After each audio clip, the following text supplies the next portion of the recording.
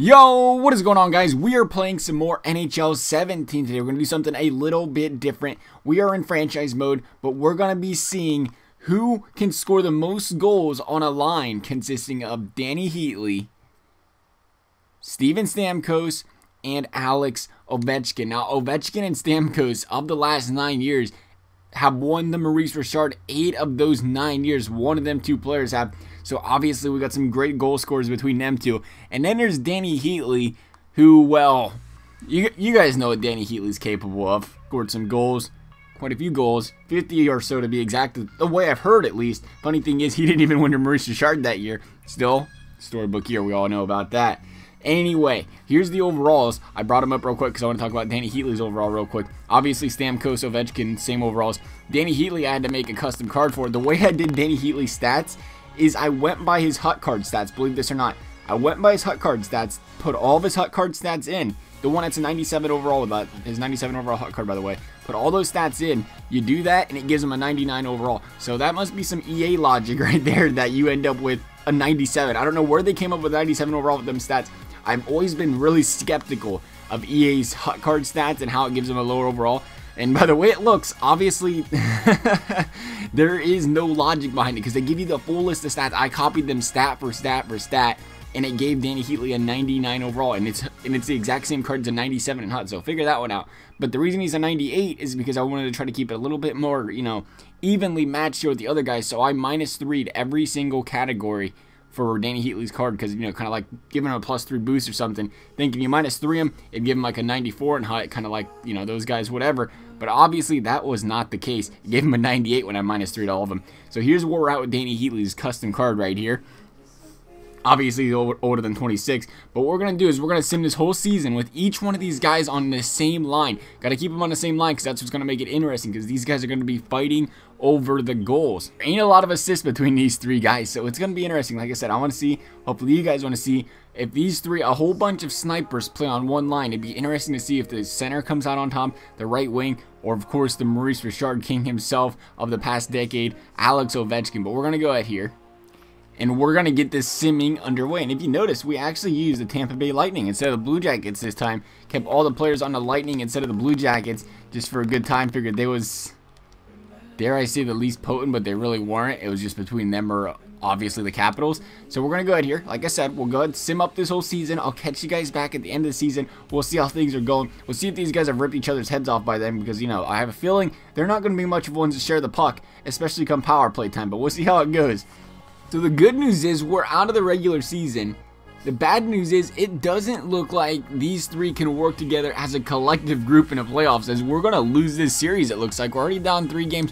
We might as well finish it off before we go and see how they did.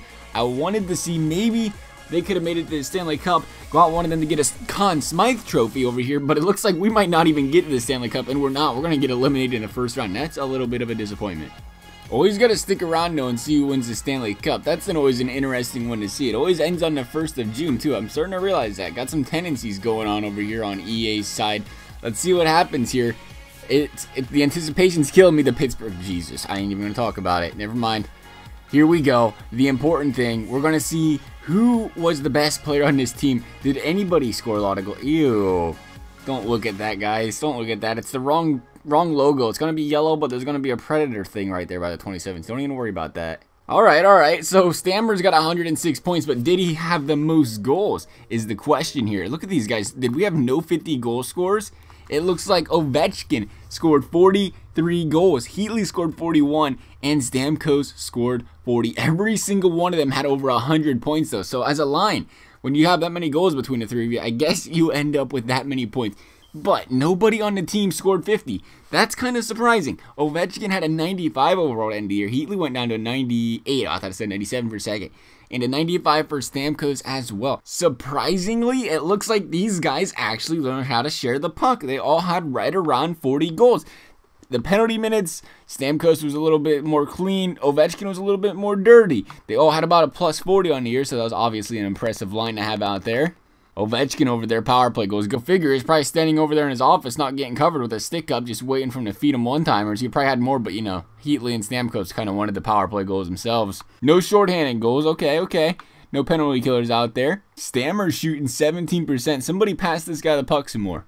Other than that, I thought it'd be interesting. No, it is still interesting, though. Which one of these guys is going to win the Hart Memorial? Which one's going to win some trophies, bring some hardware home? Because they all finished with very, very similar seasons.